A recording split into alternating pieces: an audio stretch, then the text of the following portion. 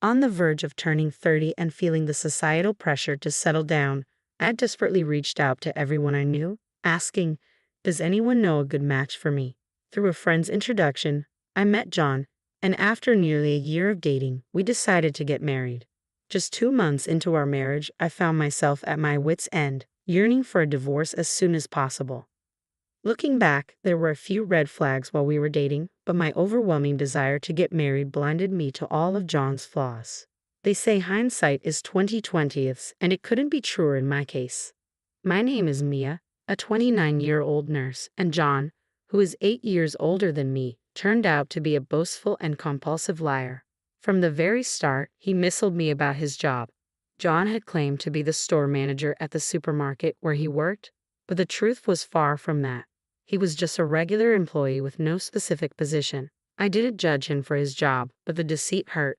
The truth came out when we were planning our wedding guest list. He casually mentioned, "We have to invite the store manager Alex and the assistant manager David," exposing his lie. "Wait, I thought you said you were the manager," I confronted John, feeling a wave of confusion and disbelief. He nonchalantly responded, "I never said that. I only mentioned that I'd eventually become the manager." "What? You lied?" My voice trembled with shock and betrayal. But with the wedding venue already booked and our families introduced, the pressure was immense. Sensing my hesitation, John added, almost as a threat, "If you really mind, we don't have to get married." Caught up in the moment and fearing the consequences, I regretfully replied, "No, let's get married," a decision I now see as a mistake. John, trying to appear confident and nonchalant, said, "You didn't fall for my job title. You fell for me, right? The details don't matter. Just follow me without fuss. Is that so?" His attempt at being cool only made the situation worse. The urge to question him, then why lie about being a manager in the first place, rose within me, but I swallowed my words, not wanting to start an argument. The next deception revolved around our living situation, which ultimately led to us moving in with John's parents. Before marriage, both John and I had been living with our respective parents, but I had proposed, "Let's build a house halfway between our parents' homes once we're married." Having always dreamed of owning a detached family house, I was determined to make this dream a reality. Growing up in a rundown rental, I had saved diligently for this purpose. John seemed on board, so house hunting became a regular part of our dates with visits to housing exhibitions and real estate agents. However, when it came time to make a decision, I suggested, "Should we consider the place we saw last week? Being close to an elementary school would be beneficial, don't you think?" John started, "My sister doesn't want to live near an elementary school because it's too noisy. She prefers being close to a convenience store, and my mom wants to be near a hospital. My dad, on the other hand, doesn't care as long as there's space for his puzzle collection." I was taken aback. Why are your sister's, mother's, and father's preferences coming into this? I had always envisioned it would be just the two of us. What? You knew this, did you? As the eldest son, it's only natural that we build a duplex for the whole family to live together. This was completely new information to me. I had always imagined us living alone, and I thought John was on the same page. "If that's the case," I replied, "I'm the eldest daughter, and my mother is alone at home. Your family still has both of your parents, remember? You're a woman, and I'm a man. It's different. Besides, your mother is fine with you getting married, right?" "That may be true," I responded, but I wasn't aware of this. As an only daughter, I'm concerned about my mother living alone. Initially, I considered marrying someone who would join our family, but finding someone who met those criteria was challenging. Once my mother reassured me, saying, "I'll be fine, so focus on your own happiness," I started dating John. John added, "I didn't mention this before, but my sister doesn't work and my parents rely on their pension. As the eldest son, it's our responsibility to support them." Hold on a minute, don't include me in this so casually. I might be willing to adjust to living with my in-laws, but having his sister move in as well is something I can't accept. His sister, despite being in good health and having no illness, refuses to work because she prefers a life of leisure. His mother shares similar traits, while his father, though quiet, spends his days watching TV and working on his puzzles without contributing to housework. Ha! You're the wife of the eldest son. Are you saying you have no intention of supporting the family? I was stunned. Was he serious? If he wanted to support them, he should do so within his own means. My dream of a new single-family home was quickly fading. John remained resolute. I'm not backing down. If you're unhappy with this arrangement, we can just get a divorce. So, for the time being, I decided to move in with John's family, believing it was the best decision under the circumstances. I put aside my dream of building our own house, unwilling to squander the savings I had diligently accumulated during my single years. Consequently, after our marriage, I found myself living with John's family. Both John and I worked different shifts, he at the supermarket and I as a nurse, including night shifts. Shortly after moving in, I was jolted awake by my mother-in-law yanking off my blanket after a night shift.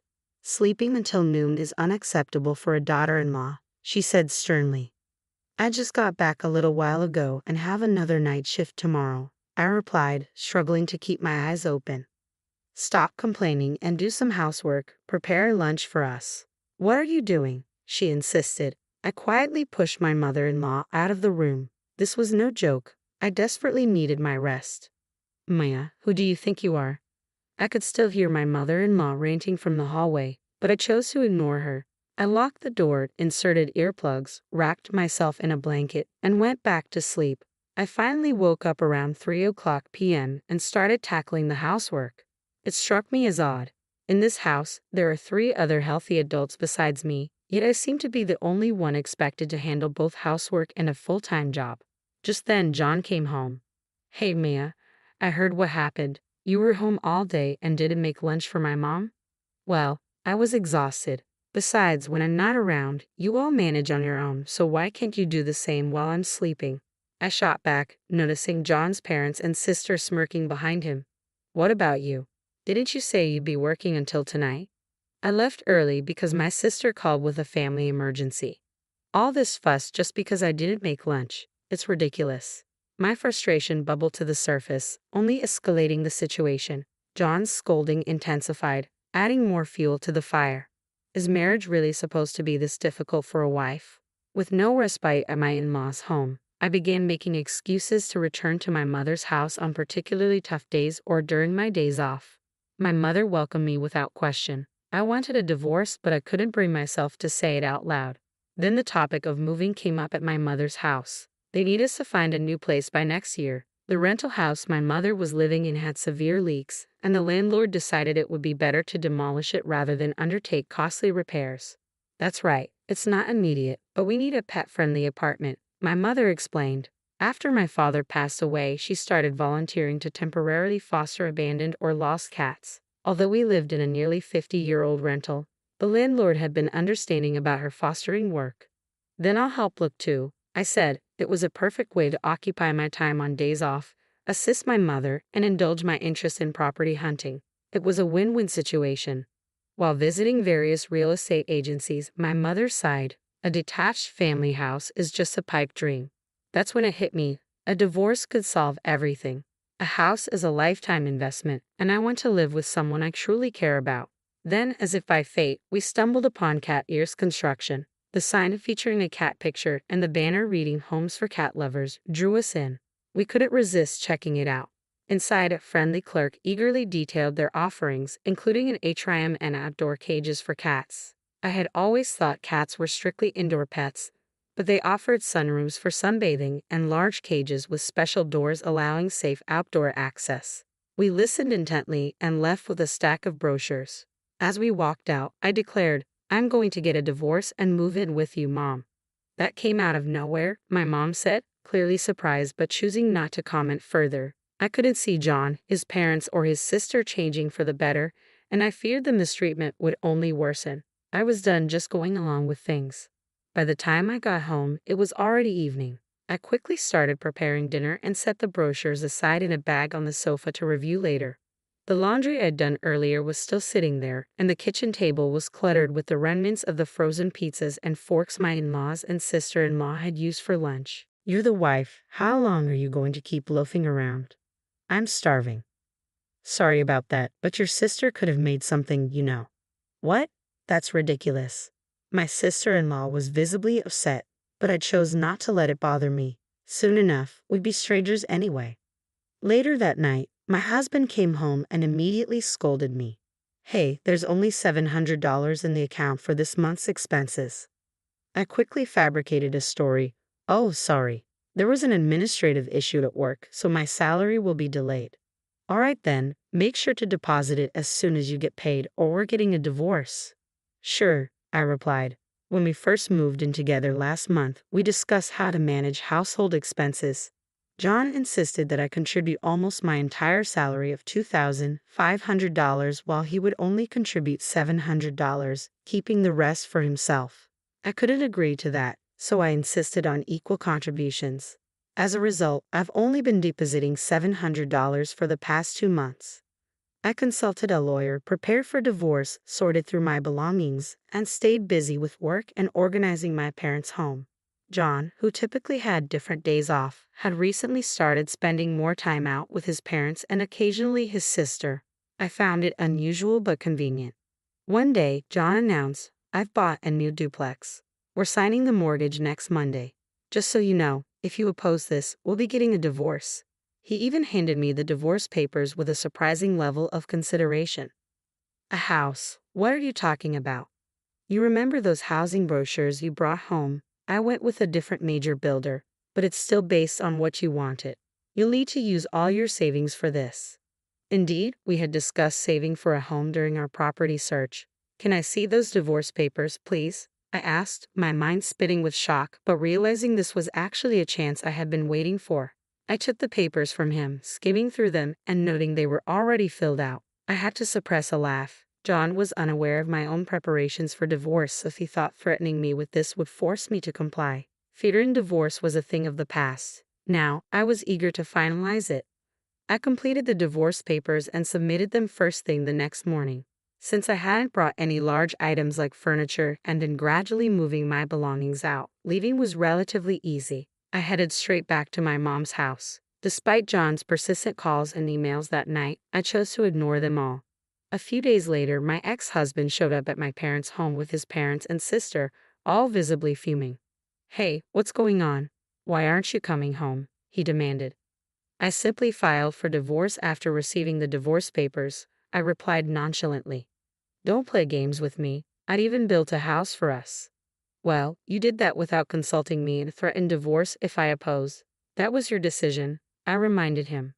Maybe because we were at my mom's house, my mother-in-law was unusually subdued and attempted to downplay the situation, saying, "John must have been joking. Filling out divorce papers as a joke isn't funny. Our personalities clash completely, so I see this as a chance to end things. Irreconcilable differences are a valid reason for divorce," I said firmly. My sister-in-law jumped in. "We'll be in trouble without you. Who will provide for us? Who will pay the mortgage? That's something your family will need to figure out on your own. I'm a stranger now. Besides, why should I be responsible for a perfectly healthy sister-in-law?" I retorted. My father-in-law glared at me in silence. "I never thought you could be so cold," John said, clearly hurt. "Well, that sounds like a difference in values to me. Yet another perfect reason for divorce," I quipped. When I consulted with a lawyer, I learned that citing irreconcilable differences or a clash of values alone isn't typically enough to easily secure a divorce.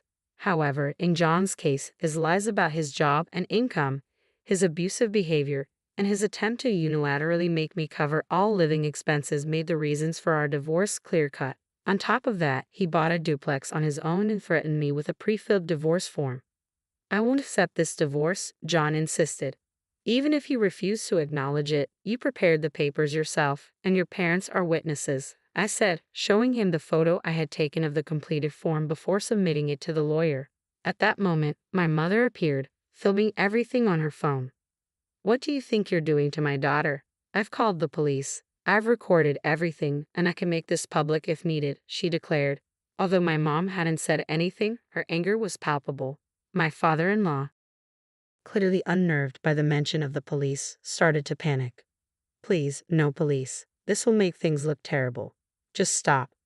I had always seen my father-in-law as the quiet type, but it became clear he could speak up when it mattered. I found it oddly revealing that John's tendency to boast might have come from his father. With that realization, John and his family reluctantly left. "What are we going to do now? We can't afford the mortgage," I overheard them lament. "Well, I suppose we'll have to cancel. they said. I knew that if they were already under contract, there would be cancellation fees, and with John's income alone, affording the house would be impossible. It was their own doing. Later on, likely concerned about their public image, John and his family settled with me without further fuss. A few months after, my mom and I moved into our dream home, a brand new detached house designed by Cat Ears Construction, specifically tailored for the comfort of rescue cats. Knowing about my mom's work with rescue animals, the company built the perfect house for us at a significantly reduced price. Both my mom and I were overjoyed. Though I might have rushed into marriage and made a major mistake, I now realize that without that experience, I might never have considered building this home. Watching the cats enjoy the sun and settle in comfortably, I couldn't help but feel that everything